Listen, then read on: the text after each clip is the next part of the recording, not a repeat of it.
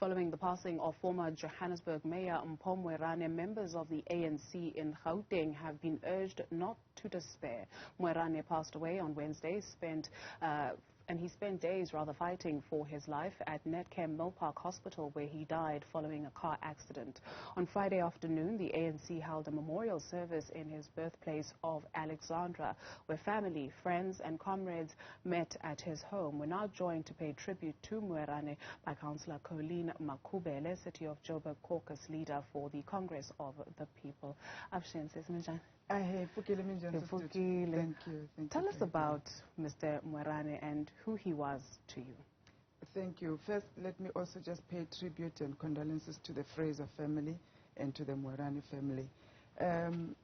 Councillor Mpho Moerane, is very difficult to describe him. For me, I've known him for about 13 years now, and compassionate person, generous person, truly a good person to the core, but one who loved to serve, one who loved to do something for the people. If there's a need, he would be the first one to say, hey, Arba to saying, what can we do, you know?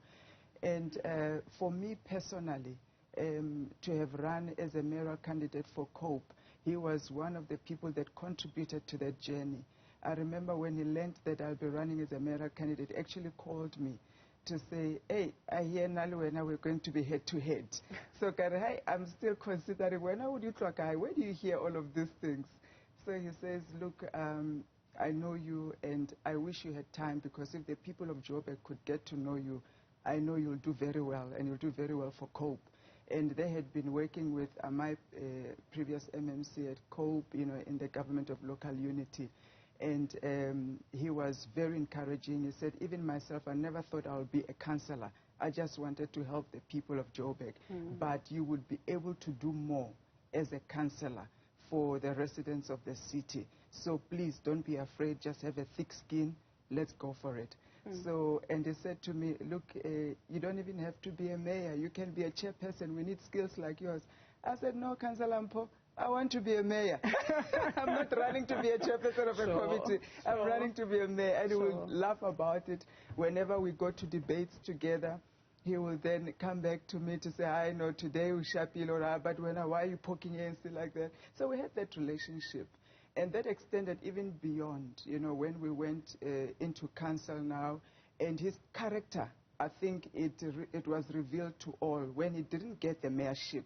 But he was still willing to serve as an ordinary councillor. He was not a chairperson. He was not in any of the official positions or executive positions. But he was just an ordinary councillor. But his level of commitment and his willingness to still advance the debates and arguments, you know, for the people and for his constituency in a manner that was so dignified that we all admired him, and we would go to him for you know, trying to lobby positions and consult with him before difficult council meetings. And I knew before every council meeting, whenever we get the pack, I would get a phone call from Councillor Moerane. Oh, chair of chairs, to come with the city. Why are you firing people? And he would be shooting and shooting. And I'll be like, but, you know, Councillor Mpho, you understand. You know what are the issues here, which I won't get into. But he was always ready to defend people. Councillor, why are you doing this? Why are you doing this? Why is it Luna coalition? The people are going to remove you. I mean, I was so passionate about, you know, fighting for the people of Johannesburg and really wanting to foster unity. If you look at the emblem of the city of Joburg, I think he embodied that. It says unity in development. And he was so focused on us, even if we're on opposite sides, being united, you know, making the right decisions. Forget what T-shirt you're wearing. We are here in council now. It's about the residents. So I'll always remember him for that, his warm smile, you know. There was no councillor that he didn't give me a hug. Sometimes I preside as a deputy speaker of council. I do preside over council. And it's difficult to preside over politicians. You know, everybody has something to say and they are right, and, you know, we are paid to talk. And so it does get chaotic. And every time after the council says, you did a good job.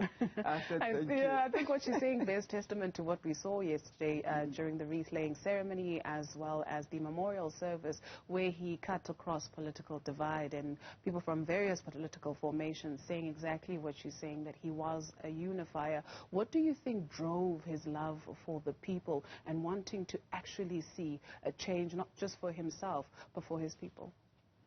You know, I really believe that he was just a born anointed leader. It was in him. And politics gave him that platform to be able to do something, because he had the heart to give, to help. You know, and another personal example that I will share with you, maybe to clarify. Before I came to the city of Johannesburg, I was a chairperson of the South African Post Office. And I began to have some issues with my then principal. He was one of the few people that called me. I was not even working with him at that time. And he called me to say, Colleen, do not get into the mud with pigs. Get a thick skin, get out of there. We have a lot of work to do in the city of Johannesburg. I want to see you. That's how I left the things of the post office. And indeed, he called me, and I got to meet Mayor Makhubele at the time. Even the former Mayor Jolie D, who was then the MMC Finance.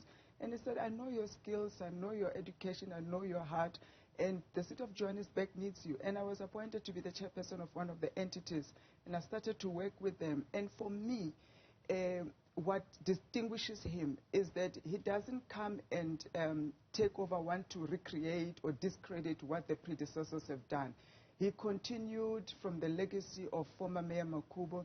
He took over from former Mayor Jolie D, and he was running with a vision, because the vision to build the city of Johannesburg is one at the end of the day, you know. And he just continued with that and brought everybody together. He was a lovable character.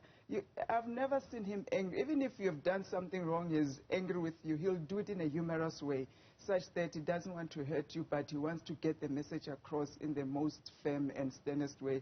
But mix it with humor, so that you're like, okay, I get you, I'll rectify. Yes. Sure. What will you be taking forward? You speak of his vision of ultimately making Johannesburg work. When you take a look at, you know, all the things that are not going right with the city. No one knows better than you. But what is it that you'll be taking from him to fulfill that vision? He's left the baton now to the likes of yourselves and many others who have been tasked with serving the people of the city.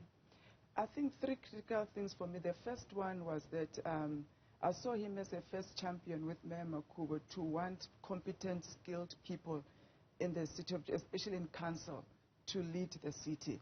And they were the first ones to put minimum requirements of qualifications for board members. And he was trying to instill that in the councillors as well, to get educated, you know, advance yourself, so that when you get to council, it's not about slogans and singing and campaigning. There we deal with real issues of finance, technical issues of delivery that we must contribute to. Second, compassion. He taught us how to lead with compassion, dealing with hard issues and really difficult discussions that we had to have, but connecting with a compassionate heart as people. And I think third is truly unity. There is no party that did not speak to Councillor Mpho Moerane, and there is no party that he did not reach out to find consensus and unity. So those are the three things that we'll continue with. And maybe lastly, I should have said four, the love for his family.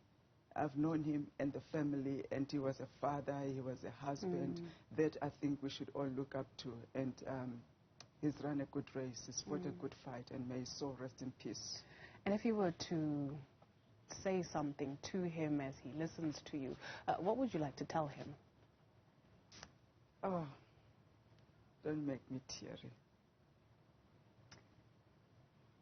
You know, I was supposed to meet with him on Thursday. He had an accident on Wednesday. We had planned to meet the following day because he was not happy with some of the things that, you know, in our coalition the direction that we're taking. And what I would like to say to him is that although the meeting didn't happen in the physical, you know, and I know what he wanted to talk to me about, and we will push that legacy for him. And all it was was really to fight for the 120 Joburg people that were fired. He never rested on that issue. He never rested on it. Says Colleen, you can't thank off.